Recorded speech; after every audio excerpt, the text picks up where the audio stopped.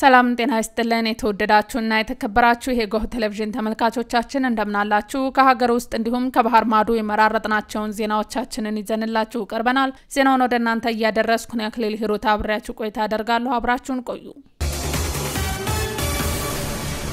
በቅድሚያም ጠቅላይ ሚኒስትር ዶክተር አብይ አህመድ ከመላው ኢትዮጵያ ከተውጣጡ የጥበቡ ማህበረሰብ ተወካዮች ጋር ተወያይተዋል ጠቅላይ ሚኒስትሩ በማህበራዊ ትስስር ገጻቸው ባሰፈሩት ጽሁፍ ጥበባት ለሀገር ማንነትና እድገት ቁልፍ እንደሆኑና ባህላዊ ሀብትን ጠብቀው የሚያቆዩ መሆናቸውን አንስተዋል ጥበባት ለማህበራዊ አንድነት አበክረው በመስራት ብዝሃ ላላቸው ማህበረሰቦች ድምጽ ይሆናሉ ያሉት ጠቅላይ ሚኒስትር ዶክተር አብይ አህመድ በትምህርት ረገድ ጥበባት ፈጠራንና ምክንያታዊ አስተሳሰብን እንደሚያሳድጉ ጠቅሰዋል በተጨማሪም በኢኮኖሚ ረገድ ጥበባት ፈጠራን ቱሪዝምንና ስራ ፈጠራን የመምራት አቅም እንዳላቸው ማመላክተዋል ተወካዮቹ በተለያየ ደረጃ እየተካሄደ በመጣውና በዘርፉ ያሉ ቁልፍ ጉዳዮችን ለመለየት በረዳው ሰፊ የውይይት መርሃ ግብር የተሳተፉ መሆናቸውን ጠቅሰዋል መድረኩ የውይይት ግኝቶችን በማጠናከር የከፍተኛ አመራሩ ትኩረትና መፍትሄ የሚሹ እንዲሁም በዚህ መስክ የተሰማሩ አካላት ሚናቸውን የሚያወጡባቸው ጉዳዮች በመለየት ላይ ያተኮረ እንደነበረም ጠቁመዋል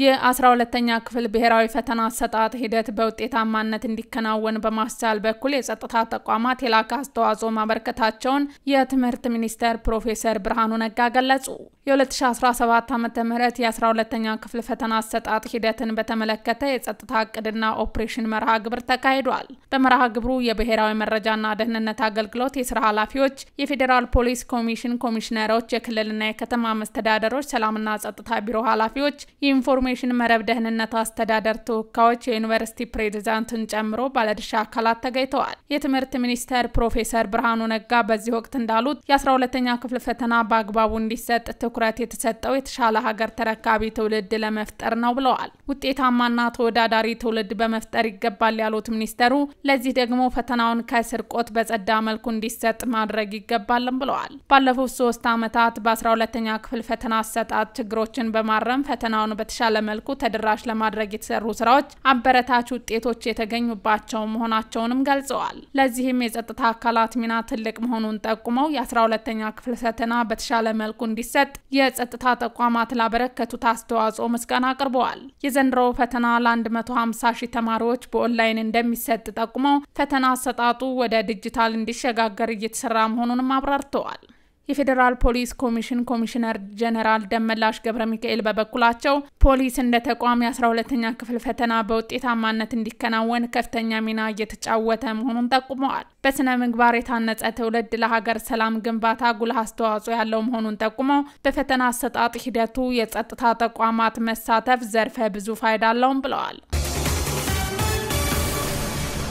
ወደ ዝርዝር ዜናዎቻችን ስናልፍ የአፍሪካ የግምገማ ማህበር 25ኛ የምስረታ በዓሉን ምክንያት ያደረገ ውይይት በአዲስ አበባ ተካሂዷል ኢትዮጵያ በዲጂታል ስርዓት የታገዘ የግምገማ ስርዓትን በመከተል በመረጃ ላይ የተመሰረተ የፖሊሲ ውሳኔዎችን እየሰጠች እንደምትገኝ ተገልጿል አብኔዘር ወርቆ ዝርዝር አለው የአፍሪካ የግምገማ ማህበር 25ኛ የምስረታ በዓልን ምክንያት ያደረገ ውይይት በአዲስ አበባ ተካሂዷል የፕላንና ልማት ሚኒስትር ዶክተር ፍጹም አሰፋ በመርሃ ግብሩ መክፈቻ ላይ ኢትዮጵያ ለምትተገብራቸው ፖሊሲዎችና የልማት እቅዶች ውጤታማነት ጠንካራ የግምገማ ስርዓትን ዘርግታ እየሰራች መሆኑን ገልጸዋል ኢትዮጵያ ብሔራዊ የልማት እቅዶችን ከአጀንዳ 2063 እና ዘላቂ የልማት ግቦች ጋር በማስተሳሰር እየሰራች መሆኑንም ተናግረዋል የሚተገበሩ የልማት እቅዶችና የሚሰሩ ውሳኔዎች በጥናትና መረጃ ላይ የተመሰረቱ መሆኑን በመጠቆም ለዚህም በቴክኖሎጂ የታገዘ ጠንካራ የግምገማ ተቋማትን በማደራጀትና ሙያተኞችን በማብቃት እየተሰራ እንደሚገኝ አክለዋል ተግባራዊ የሚደረጉ እቅዶችና ስትራቴጂዎች ላይ የሚደረጉ ግምገማዎች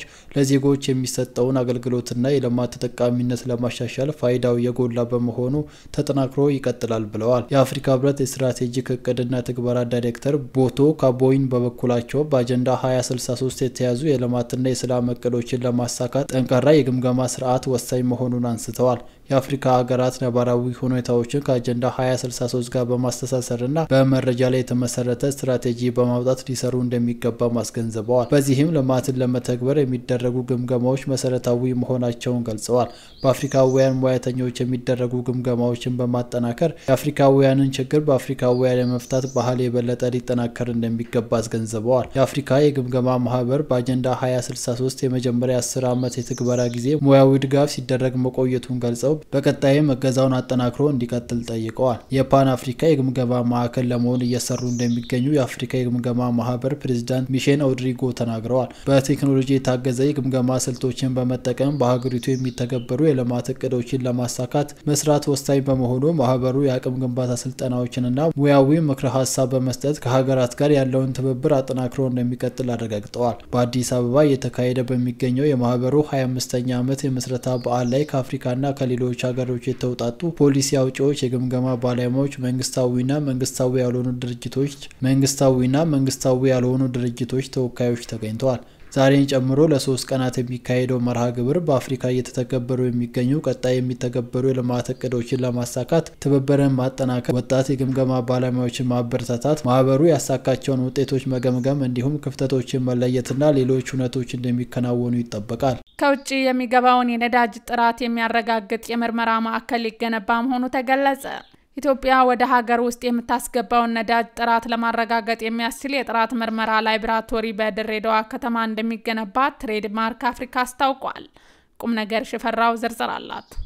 የምርመራ ማዕከሉን ለማቋቋም ከፍተኛ መዋዕለ ንዋይ ፈሰስ የሚደረግበት እንደሆነ የገለጹት በኢትዮጵያ የትሬድማርክ አፍሪካ ዳይሬክተር የሆኑት እውነቱ ታየ ለዚህም ከ1.6 ሚሊዮን የአሜሪካ ዶላር መመደቡን ጠቁመዋል። ስራውን ለማሳካትም ከኢትዮጵያ የተስማሚነት ምዘና ድርጅት ጋር በመሆን እየተሰራበት እንደሚገኝ ገልጸው በቅርብ ጊዜ ውስጥ ነሐሴ ወይም መስከረም አካባቢ ይፋ እንደሚደረግ ተናግረዋል። እስካሁን ድረስ በነበረው አሰራር ኢትዮጵያ የጥራት ፍተሻውን ለማድረግ የሚያስችላትን ላብራቶሪ የሌላት በመሆኑ ናሙናውን ወደ ኬንያና ሌሎች ሀገራት እንደሚላክ የገለጹት ዳይሬክተሩ የነዳጅ ጥራት ተረጋግጦ እስኪመለስ ድረስ አንድ መርከብ አንድ ቀን ሲቆም $25,000 ስትከፍል መቆየቷን አስታውቀዋል። በሌላ በኩልም ኤሌክትሮኒክ ካርጎ ትራኪንግ ስርዓት የተሰኘ የሀገሪቱን የውጭና ገቢ ንግድ የሚያሳልጥ ስራ እየተሰራ እንደሚገኝም ገልጸዋል። የምርመራ ማዕከሉ ግንባታ ተጠናቆ ወደ ስራ በሚገባበት ጊዜ የኢትዮጵያውያን የገቢና ወጪ ንግድ መረጃ በማንኛውም ጊዜና ሰዓት ሁሉም ሰው የሚገናኝበትና የሚከታተልበት እንደሆነም ተናግረዋል። ከዚህም በተጨማሪ የሎጂስቲክ ዘርፉን ለማገዝ የሚያስችል ቀደም ሲል የተጀመረ የመርከብ አስተዳደር ስራ መኖሩን አንስተው ትሬድማርክ አፍሪካ አሁንም ስራው የተሳካ እንዲሆን እያገዘ እንደሚገኝ አንስተዋል።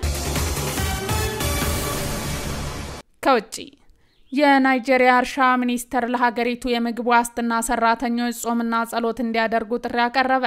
ናይጄሪያ የምግብ ዋስትናን እንድታረጋግጥ ፈጣሪን ለመማጸን ጾምና ጸሎት እንዲያደርጉ የሀገሪቱ የእርሻ ሚኒስተር ሰራተኞችን መጠየቁን ተከትሎ ውዝግብ ፈጥሯል። በናይጄሪያ እርሻ ሚኒስቴር የሰው ኃይል አስተዳደር ክፍል ኃላፊ አማካኝነት ለመስሪያ ቤቱ ሰራተኞች በተሰራጨው ማስተዋወሻ ሚኒስቴር መስሪያ ቤቱ ባለርሻ ለተከታታይ 3 ሰኞች በሚካሄደው የተማጽኖ ጾምና ጸሎት ላይ እንዲሳተፉ ጠይቀዋል። ይህ ዜና መውጣቱን ተከትሎ አንዳንድ ናይጄሪያውያን መንግስት በሀገሪቱ የናረ ያለውን የምግብ ዋጋ እንዲቀንስ ለማድረግ ያለውን ቁርጠኝነት ጥያቄ ውስጥ በመክተት ተተችቷል። ጾምና ጸሎት ጥሪውን መነጋገሪያ መሆኑን ተከትሎ የናይጄሪያ እርሻ ሚኒስቴር ቅዳሜ ዕለት ባወጣው መግለጫ ማስተባበያ ሰጥቷል። ጥሪው በሀገሪቱ ያለውን የምግብ ዋስትና ችግር ለመቅረፍ ጸሎት የመንግስት ይፋዊ ፖሊሲ አለመሆኑን አስመልክተው ነገር ግን ጸሎት የሰራተኞችን ደህንነት ለማዳበር ነው ብለዋል። ይህንንም ተከትሎ በሀገሪቱ ቢያንስ 4.4 ሚሊዮን ሰዎች የሚመገቡት በቂ ምግብ እንደሌላቸው የተባበሩት መንግስታት ድርጅት ግምት ያመለክታል። ከጸሎት ጥሪው ጋር ተያይዞ ተቾች መንግስት ኃላፊነቱን መውጣት አለመቻሉንና ሁሉን ነገር በህዝቡ ላይ በመጣል መለኮታዊ ጣልቃ ገብነት እየጠበቀ ነው ሲሉ ጠቅሰዋል። ነገር ግን የናይጄሪያ ባለስልጣናት በሀገሪቱ ያለውን የምግብ ዋስትና ችግር ለመፍታት ለገበሬዎች ከ1000 በላይ ትራክተሮችና ከ2 ሚሊዮን ኩንታል በላይ ማዳበሪያ ማደላቸውን ጨምሮ በርካታ እርምጃዎች መውሰዳቸውን ተናግረዋል። መንግስት የሚጠበቅበትን ሳይሰራ ለጸሎት ጥሪ አቅርቧል ብለው የተቆጡ ናይጄሪያውያን የእርሻ ሚኒስተሩ መመራት ያለበትን በሃይማኖት አባቶች መሆን አለበት በማለት በባለስልጣናቱ ላይ ተሳልቀዋል ሲል ቢቢሲ ዘግቧል። እስራኤል የኢራኑን የበላይ መሪ ለመግደል የነበራትን እቅድ ትራምፕ ውድቅ ማድረጋቸው ተሰማ። የአሜሪካው ፕሬዝዳንት ዶናልድ ትራምፕ እስራኤል የኢራኑን ጠቅላይ ሚኒስትር አያቶላህ አሊ ኬሜኒን ለመግደል የነበራትን እቅድ ውድቅ ማድረጋቸውን 3 ባለስልጣናት ለቢቢሲ የአሜሪካ ጋር ሲቢኤስ ኒውስ ገልጸዋል። አንዳንድ ባለስልጣን መረጃ ከሆነ ትራምፕ ለእስራኤሉ ጠቅላይ ሚኒስትር ቤንያሚን ኔታንያሁ ኬሜኒን መግደል ጥሩ ሐሳብ አይደለም ሲሉ ነግረዋቸዋል። ፕሬዝዳንቱ በዚህ መረጃ ላይ በይፋ የሰጡት አስተያየት እንደሌለ ተገልጿል። በሁለቱ መሪዎች መካከል ውይይቱ የተካሄደው እስራኤል በኢራኑ ላይ አርብ ጥቃት ከከፈተች በኋላ ነው ተብሏል። ኔታንያሁ ከፎረክስ ኒውስ ጋር ባደረጉት ቃለ ምልልስ ወቅት ትራምፕ አያቶላህን ለመግደል የነበራቸውን እቅድ ውድቅ ማድረጋቸውን ሮይተርስ መዘገቡ ቢጠይቁም በቀጥታ ከማረጋገጥ ወይንም ከማስተባበል ተቆጥበዋል።